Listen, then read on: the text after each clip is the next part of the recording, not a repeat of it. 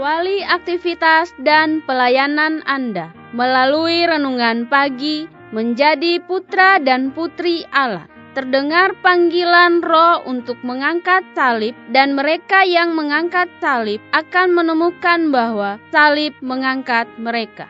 Dituliskan oleh Ellen G. White bersama Pendeta Denny Kanajo. Selamat mendengarkan.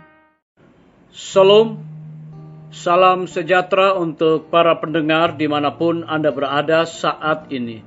Kita berjumpa kembali dalam mendengarkan firman Tuhan melalui audio renungan pagi pada tanggal 2 Mei 2021 dengan judul Ia Taat Kepada Otoritas Orang Tua. Sebelum kita melanjutkan bacaan renungan kita pada saat ini, saya mengajak untuk kita semua berdoa. Bapa di sorga, terima kasih, terpujilah nama-Mu ya Tuhan. Dan kami menaikkan ucapan syukur limpah terima kasih karena rahmat Tuhan begitu besar bagi hidup kami. Khususnya sepanjang malam di dalam tidur kami, hingga tiba di pagi hari ini kami dibangunkan dengan satu tubuh sehat dan segar. Kami akan mendengarkan kebenaran firman Tuhan. Curahkanlah kuasa Roh Kudus-Mu kepada kami pada saat ini. Ampuni kami Bapa, kami sudah berdoa hanya di dalam nama Tuhan Yesus dan Juru Selamat kami. Amin. Ayat inti kita terambil di dalam Injil Lukas pasal yang kedua, ayat yang ke-51, demikian firman Tuhan. Lalu ia pulang bersama-sama mereka ke Nazaret, dan ia tetap hidup dalam asuhan mereka, dan ibunya menyimpan semua perkara itu di dalam hatinya. Mari kita ikuti penjelasannya.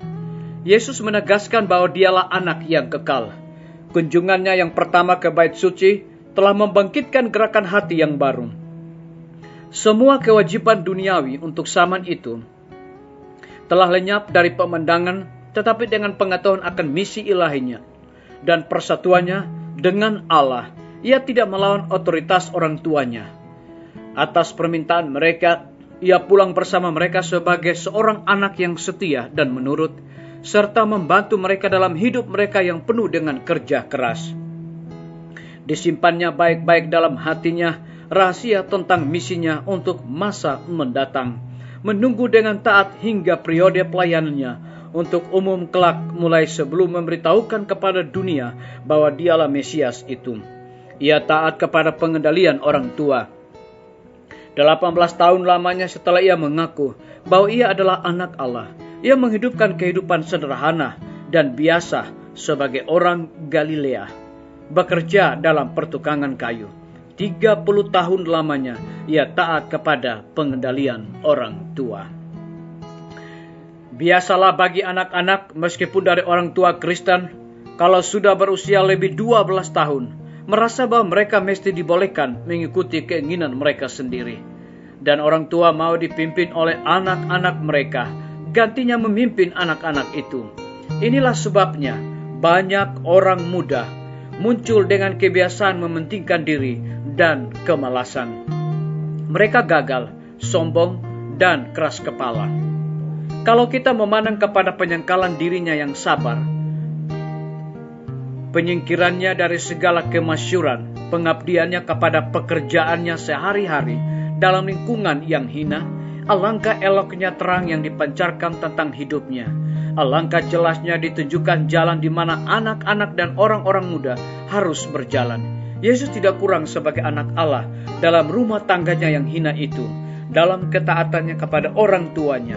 Daripada ketika Allah berfirman dari taktanya yang kekal itu, katanya, "Inilah anakku yang kukasihi." Hidup Kristus menjamin suatu berkat untuk selama-lamanya atas satu kehidupan yang taat dengan gembira kepada pengendalian orang tua dan kehidupan yang rajin secara jasmani dan mental.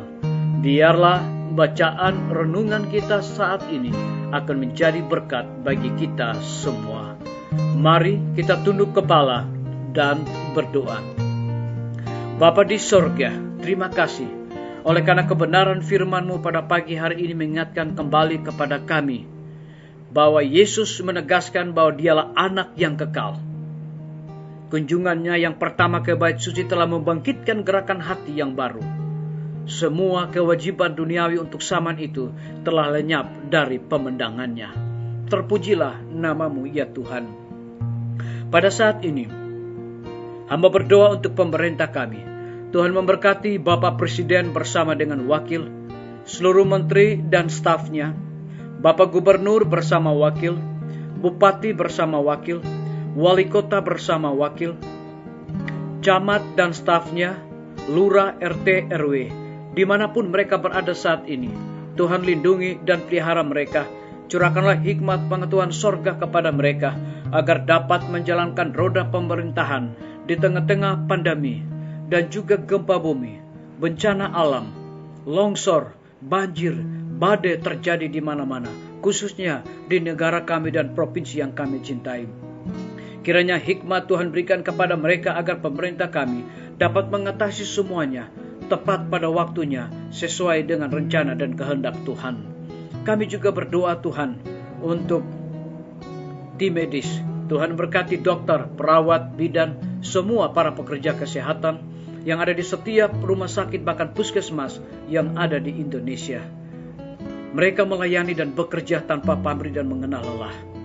Di tengah-tengah pandemi saat ini Tuhan, kiranya hikmat pengetahuan sorga dan dedikasi mereka miliki dari sorga, agar mereka dapat memberikan pelayanan yang terbaik kepada orang-orang yang membutuhkan pertolongan mereka. Kami juga berdoa untuk semua guru-guru, kepala sekolah, dan semua siswa dimanapun mereka berada saat ini. Tuhan lindungi dan pelihara mereka. Curahkan hikmat dan pengetahuan sorga selalu bagi mereka, agar mereka sukses di dalam pendidikan mereka. Nama Tuhan dipermuliakan. Kami juga berdoa untuk pimpinan-pimpinan organisasi gereja Tuhan, dari tingkat yang tertinggi sampai kepada gembala jemaat dimanapun mereka berada saat ini. Saat ini Bapa, di tengah-tengah pandemi, kesukaran kehidupan, mereka sangat membutuhkan akan kuasa Roh Kudus untuk melayani dengan penuh sukacita.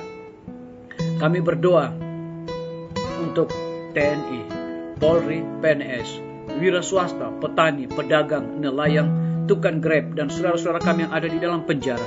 Tuhan lindungi, pelihara mereka, cukupkan kebutuhan mereka, dan biar mereka juga dapat melaksanakan tugas dan tanggung jawab yang Tuhan berikan bagi mereka. Kami berdoa untuk para pendengar yang setia, yang berulang tahun saat ini.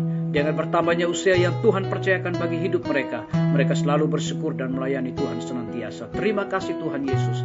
Ampuni kami Bapa, karena kami sudah berdoa hanya di dalam nama Tuhan Yesus dan Juru Selamat kami. Amin. Sampai jumpa. Tuhan Yesus memberkati kita semua.